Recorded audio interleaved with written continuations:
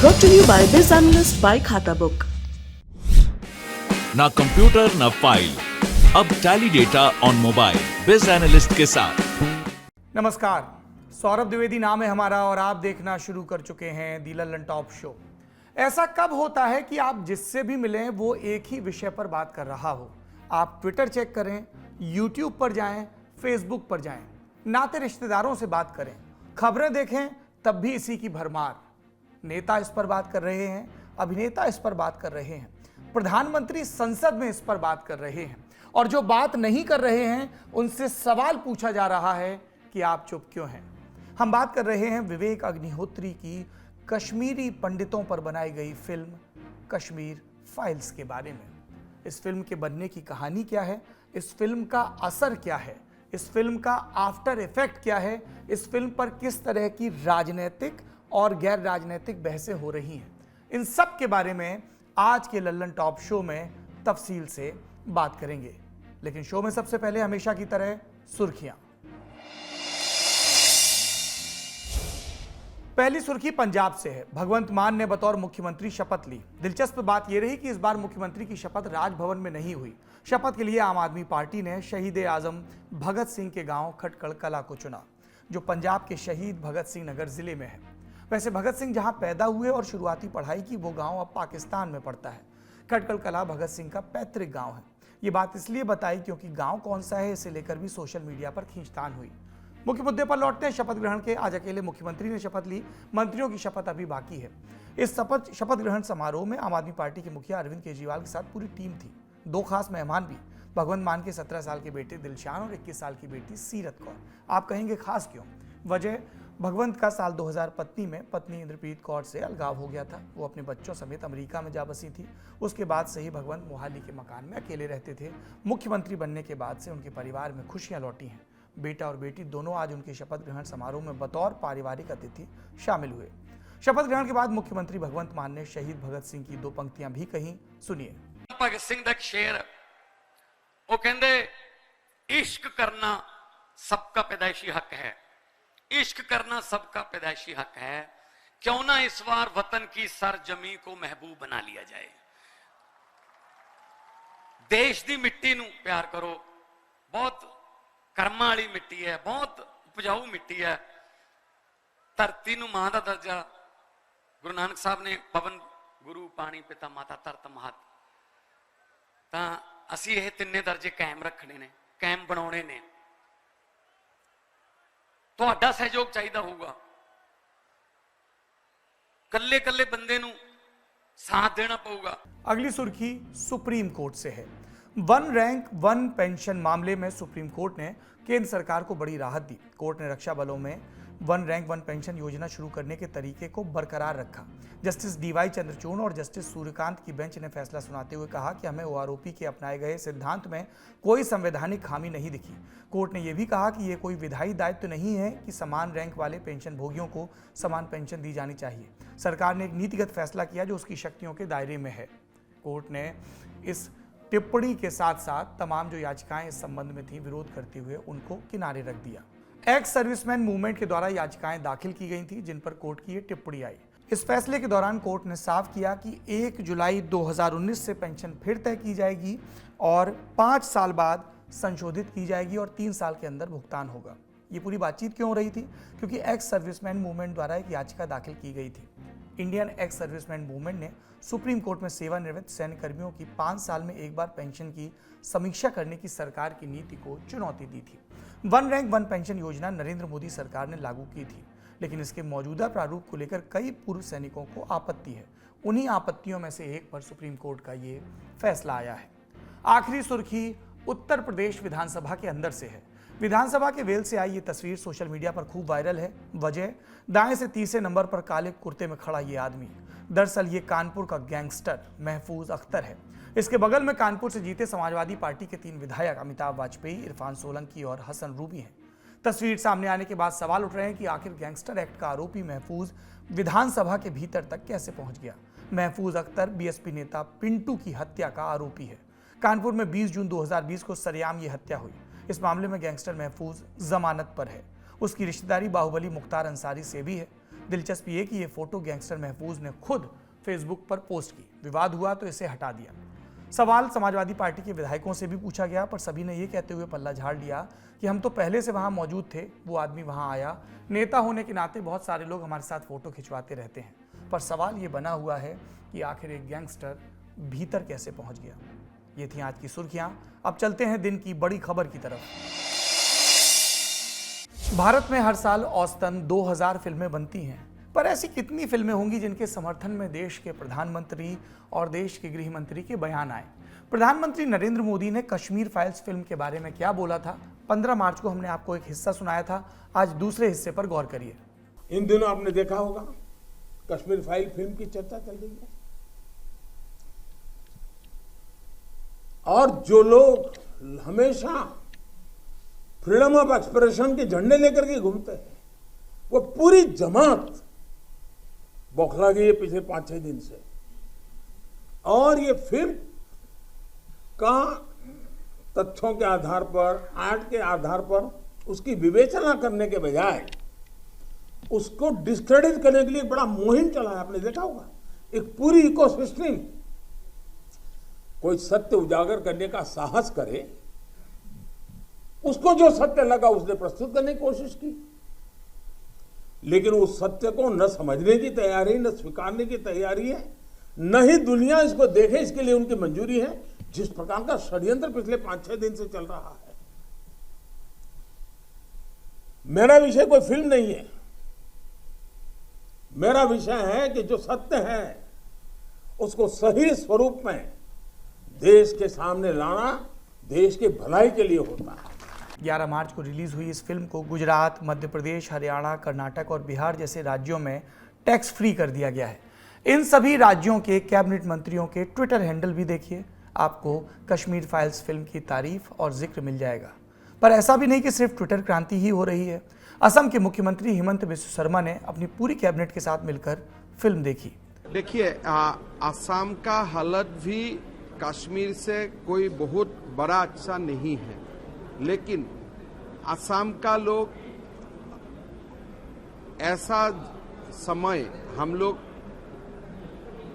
आज उपस्थित हुआ है जहां में हमारा लोगों का बीच में कॉन्शियस लेवल बहुत ज्यादा हो गया, हमारा लोग एकत्रित हो गया, and we can foresee what might come tomorrow.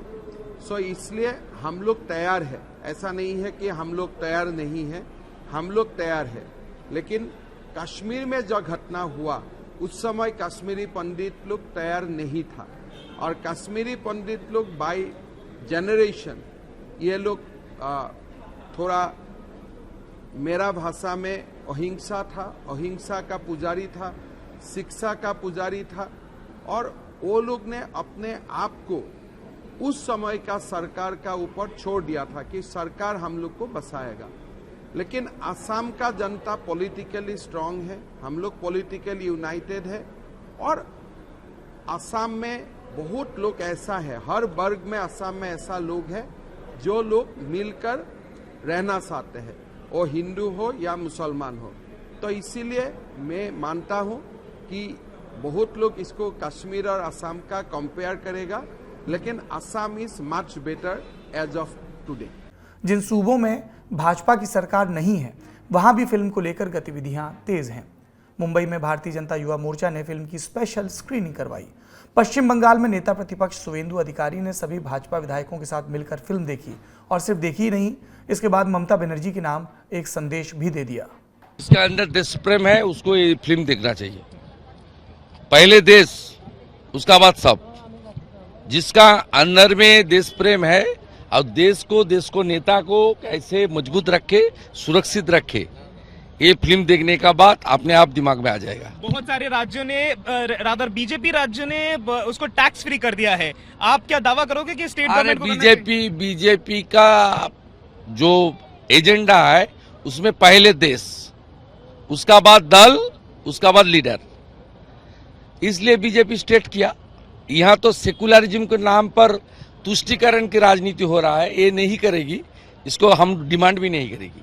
आप लोग जेब से रुपया निकाल के मूवी देखोगे, और ये और भी तांता लग जाएगा, पूरा तांता लग जाएगा। पूरा प्रदेश में जितना भी देशप्रेमी नागरिक है सब ये फिल्म देखेगा और देश को, देश का नेता को मजबूत रखना चाहिए। और पश्चिम बंगाल को जो बांग्लादेश बनाना चाहता है, जितना भी जमात, हिफाजत, घुसपैठिया को यहाँ ला रहा है, उसका खिलाफ हम जितना भी देश प्रेमी है एकजुट होना चाहिए। टाइम आ गया।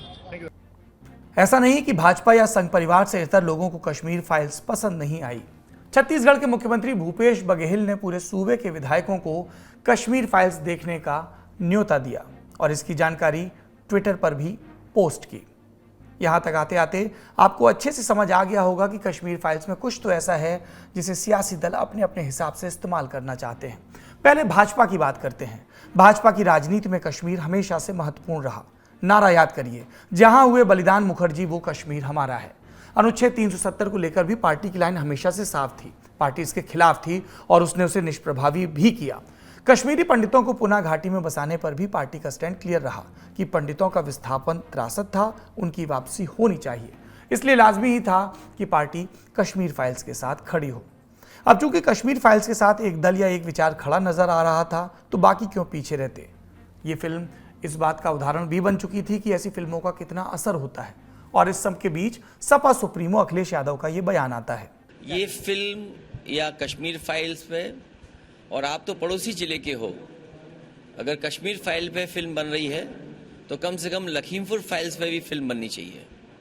ये पड़ोसी जिला जहां पर जीप से किसानों को कुचल दिया गया था, समय आए और लखीमपुर फाइल्स पे भी फिल्म बने।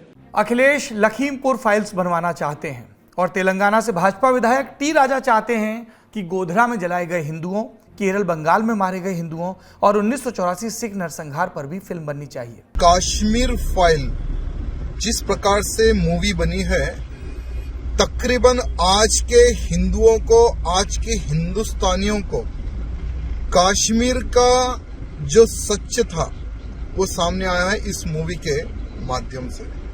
बहुत से लोगों को पता नहीं था कि कश्मीर में हिंदू और हिंदू पंडितों के साथ में कितना अत्याचार और कितना नरसंहार हुआ था।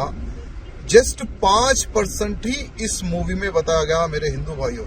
तो आप सोच सकते हैं कि अगर पूरा पिक्चर में अगर बता दिया जाता तो क्या होता। ये सारे नेता पहले भी फिल्में देखते थे, पर अचानक मुरीद कैसे हो गए। इसके लिए आपको कश्मीर फाइल्स पर एक क्रैश कोर्स करवा देते हैं।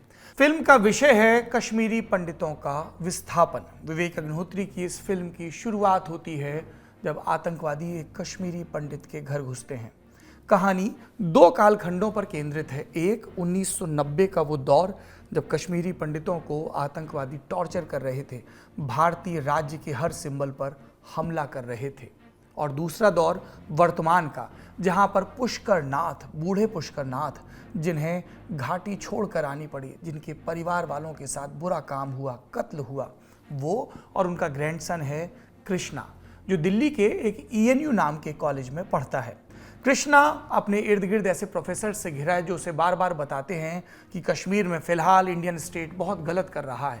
वो इन बातों पर यकीन करने लगता है, लेकिन जब वो खुद कश्मीर जाता है तो वहाँ के कुछ और ही हालात देखता है और उसे उसके बुजुर्ग बताते हैं कि घाटी में किस तरह से कश्मीरी पंडितों को टॉर्चर किया गया और पलायन के लिए मजबूर किया गया। और जब ये सब हो रहा था, आतंकवादी ये सब कर रहे थे, तब उनके इर्द गिर्द के लोग, समाज और सरकार दृष्टा बने हुए सिर्फ निकम्मेपन से देख रहे थे। फिल्म के विस्तार में मैं नहीं जाऊंगा, उसके लिए आपको सिनेमाघरों में जाना होगा। कश्मीर फाइल्स रिलीज से पहले ही खासी चर्चा बटोर रही थी। अमूमन फिल्म की रिलीज से पहले ट्रेलर आता है। प्रमोशन के लिए फिल्मकार सिनेमा बीट के पत्रकारों से मिलते हैं, इंटरव्यू होते हैं, ट्रेलर समीक्षा होती है। लल्लन टॉप पर भी आप इस तरह की चीज़ें लगातार देखते रहते होंगे। लेकिन विवेक अग्निहोत्री ने अलग रास्ता अख्तियार किया जब उन्हें लगा कि भारत में फिल्म रिलीज़ करने में दिक्कत हो रही है। वो फिल्म को लेकर अमेरिका गए। वहाँ पर जाकर ऑन इन्विटेशन उन्होंने लोगों को दिखाया। इस तरह के वीडियोस भी फिर वायरल होने लगे और उसके बाद कहानी आगे बढ़ती है जब भारत में स्थितियां फेज़ 3 के बाद पैंडेमिक के सामान्य होती हैं और रिलीज़ की तैयारी होती है। फिल्म किन किन दौरों से गुजरी, अगर ये आप जानना चाहते हैं तो आपको लल्लन टॉप पर इस फिल्म के राइटर, डायरेक्टर और प्रोड्यूसर यानी विवेक अग्निहोत्री और पल्लवी जोशी का इंटरव्यू ज़रूर देखना चाहिए। 1.25 घंटे का इंटरव्यू है जिसमें फिल्म की पॉलिटिक्स, फिल्म की रिलीज़ में आई मुश्किलें, फिल्म पर उठ रहे सवालों के बारे में विस्तार से बात की गई है। अब कश्मीर फाइल्स पर जो चर्चा हो रही है उसमें कई सवालों के जवाब तो आपको मिल जाएंगे। इंटरनेट की कीवर्ड वाली दुनिया में कश्मीर फाइल्स इस तरह से पिक हुआ। फिर एक और विवाद हुआ, इस बार विवेक अग्निहोत्री और एक समाचार संस्थान के बीच। रिलीज डेट करीब आई तो बॉम्बे हाईकोर्ट में याचिका लगाकर फिल्म पर रोक लगाने की मांग कर दी गई। भारत में अदालतें पारंपरिक रूप से अभिव्यक्ति की स्वतंत्रता को भरपूर संरक्षण देती आई हैं, इसलिए मुस्लिम भावनाओं को ठेस पहुंचाने के आरोप में फिल्म बैन करवाने की मांग खारिज हो गई। ये सब जानते थे ऐसा होगा, ऐसा ही हुआ। और फिर नतीजा क्या रहा? कश्मीर फाइल्स इंटरनेट पर एक और मजबूत कीवर्ड बन गया, लोग इसकी चर्चा करने लगे। एक और बात थी, विवेक अग्निहोत्री ने कश्मीरी पंडितों के खिलाफ हुई हिंसा के लिए जेनोसाइड, नरसंहार शब्द का इस्तेमाल किया। कश्मीरी पंडित समाज को हमेशा यह शिकायत रही कि उन पर हुए जुल्म को पर्याप्त कवरेज नहीं मिली, कम करके बताया गया।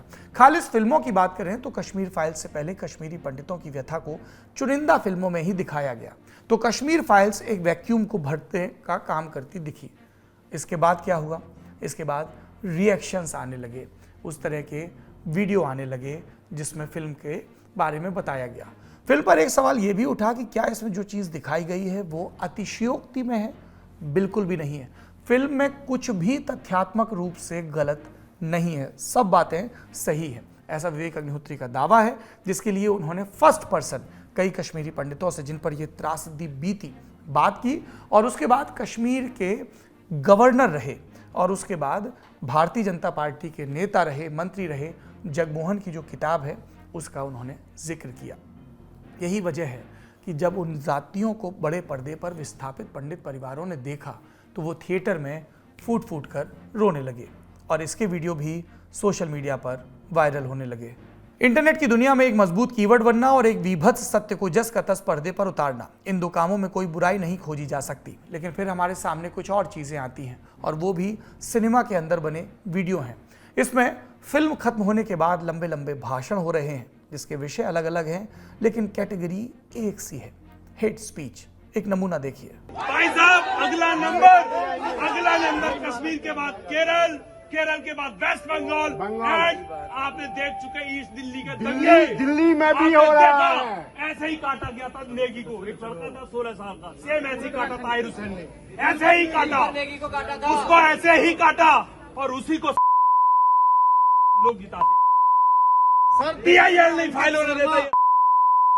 जिसको सोचो आप आज कितना बचाओगे, कितना कमा के छोड़ के जाओगे, कितना बिजली पानी में बिक रहे हैं तुम, बिजली पानी में बिक रहे हो। मैं अकेला आया हूँ मैं मूवी नहीं थी ना कोई एंटरटेनमेंट मैसेज है।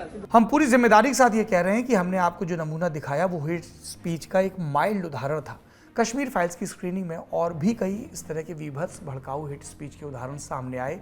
हम वो आपको नहीं दिखाएंगे, पर इतना ज़रूर बताएंगे कि देश के तमाम हिस्सों से इस तरह की घटनाओं की भी खबरें आई। कई जगह दर्शक उग्र हुए, कहीं फिल्म की प्रिंट खराब नजर आई तो हंगामा हुआ। राजधानी के ऐन बगल में नोएडा है, दर्शकों ने आरोप लगा दिया कि थिएटर के मैनेजर एजाज खान ने जानबूझकर स्क्रीनिंग रोक दी। बवाल हुआ, पुलिस आई, जांच में पता चला कि AC खराब हो गया था, इसलिए स्क्रीनिंग थोड़ी देर के लिए रोकी गई थी। गोवा में एक थिएटर में फिल्म लगी थी, बाहर पोस्टर नहीं लगा था। इसी बात पर सिनेमा हॉल के स्टाफ से पूछताछ हो गई। ये सारी चीज़ें हमें बताती हैं कि कश्मीर फाइल्स को लेकर लोगों का जो रिएक्शन है वो सिर्फ एक दर्शक भर का नहीं है। यहाँ तक आते आते हमें 3 बातें समझ में आती हैं। कश्मीर फाइल्स में दिखाई गई कश्मीरी पंडितों की पीड़ा असली है, जो हिंसा उनके साथ हुई जिससे वो गुजरे। सरकार कश्मीर फाइल्स को एक सही मैसेज मानती है।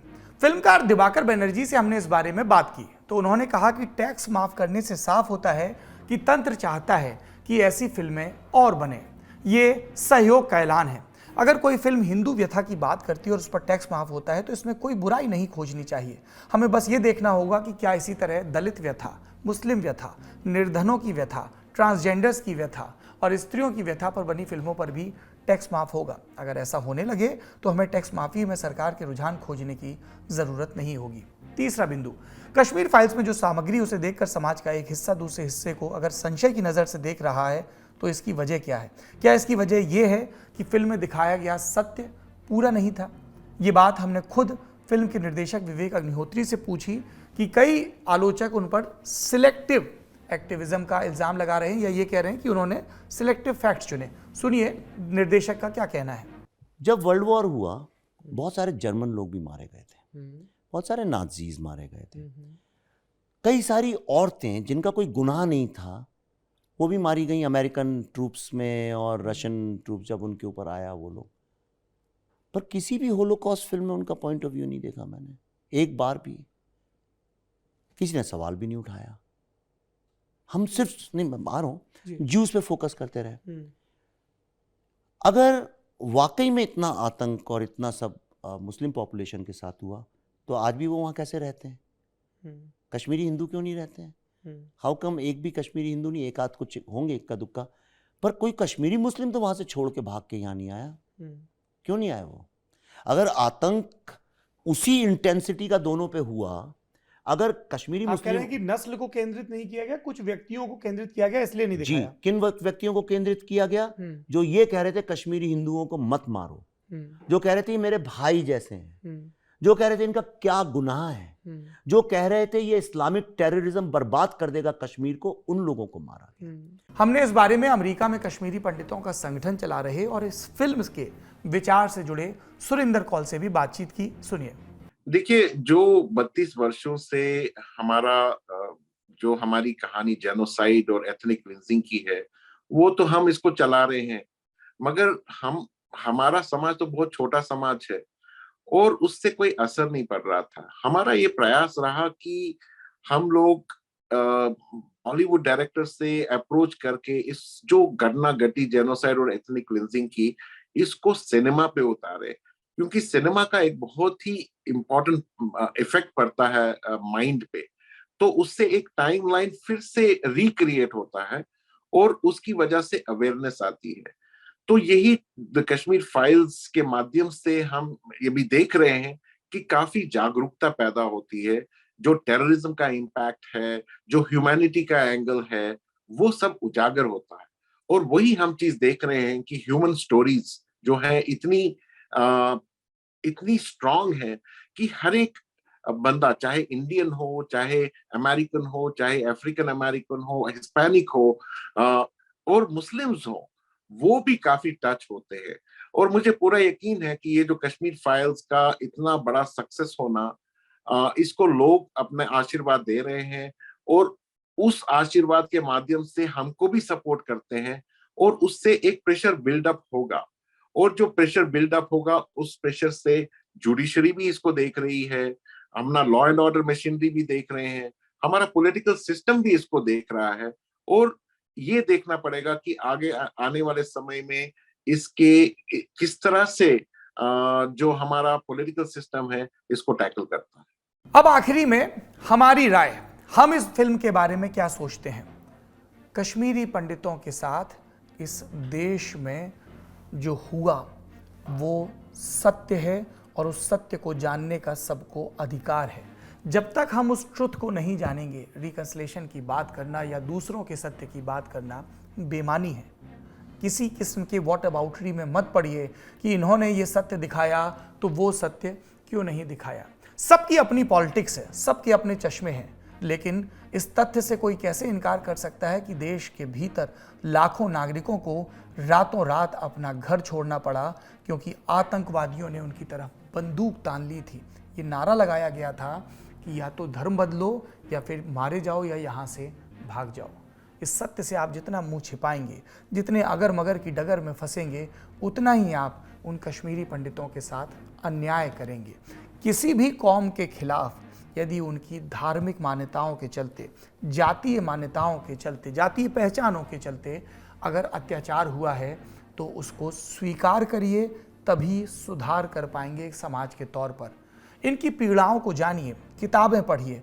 कई लोगों ने अकाउंट्स लिखे हैं। आपने किताब वाला ललन टॉप का एक शो है, उसमें राहुल पंडिता की बहुत चर्चित किताब है कश्मीरी पंडितों के ऊपर, our moon has blood clots, उसके बारे में विस्तार से बातचीत है, उसको देखिए। जगमोहन की किताब पढ़िए। इसके अलावा बशारत पीर की किताब है कर्फ्यूड नाइट्स, इसका भी खूब जिक्र है। हैदर फिल्म में भी इसका जिक्र खूब आया है जब वो फिल्म रिलीज हुई थी। तो अलग अलग लोगों ने अपनी अपनी पीड़ाओं को व्याख्यायित किया है। कोई स्टेट के चलते परेशान है, कोई स्टेट के भीतर परेशान है और कोई स्टेट के अंदर अपनी आतंकवादी गतिविधियों के जरिए किसी को परेशान कर रहा है। इन सब परेशानियों को जानने के लिए अध्ययन करिए, अपनी राय बनाइए और एक बात, किसी एक की तकलीफ को आड़ बनाकर हिंसा के रास्ते में मत बढ़िए।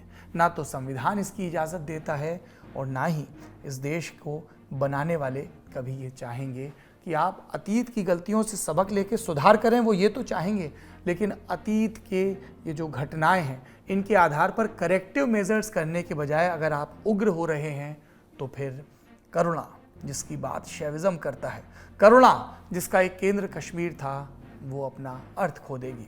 आखिरी में सोशल मीडिया जो ऐप है कू, उस पर आपकी जो राय मिली है वो जान लेते हैं। आज हमने कू पर जनता से पूछा, क्या कश्मीर फाइल्स ये जो फिल्म है इस पर ये जो दावा है कि ये अपने सब्जेक्ट के साथ न्याय करती या नहीं, हाँ कहने वाले 74% हैं, नहीं कहने वाले 26% हैं। अगर आप भी ऊपर हमारे पोल का हिस्सा बनना चाहते हैं तो वहाँ पर लल्लन टॉप को ज़रूर फॉलो करें। और जैसा मैंने पहले कहा, हमने कश्मीर फाइल्स देखी, इससे जुड़ी किताबें पढ़ी और उसके बाद आपके सामने प्रस्तुत हुई, क्योंकि कई लोग ये सवाल पूछ रहे थे कि हम इस पर क्यों नहीं कह रहे हैं। लल्लन टॉप बिना अपने विषय का अध्ययन किए बोलने से परहेज़ करता है। आप लल्लन टॉप शो देख रहे हैं, आप कश्मीर फाइल्स पर इंटरव्यू भी देखिए, किताबें भी पढ़िए, अपनी प्रतिक्रियाओं से भी हमें अवगत कराइए। हम ये कोशिश करेंगे कि जो हमारा हिस्ट्री का शो है, तारीख, उसमें भी इस त्रासदी के बारे में जो भी जानकारियाँ उपलब्ध हैं उनके बारे में लगातार आपको बताया जाए। इस देश में किसी भी नागरिक के खिलाफ हुई हिंसा इस देश के लिए चिंता का विषय होनी ही चाहिए। फिल्म के बारे में कहें तो कई पहलुओं से आपकी इत्तेफाकी या नाइत्तेफाकी हो सकती है। जिस ढंग से फिल्म में दिखाई गई हैं चीज़ें, उनके चित्रण को लेकर आपकी इत्तेफाकी नाइत्तेफाकी हो सकती है, लेकिन इसका जो कोर थीम है उससे आपकी नाइत्तेफाकी कैसे हो सकती है। आज के लल्लन टॉप शो में इतना ही। अपना और अपनों का ख्याल रखिए। शुभ रात्रि।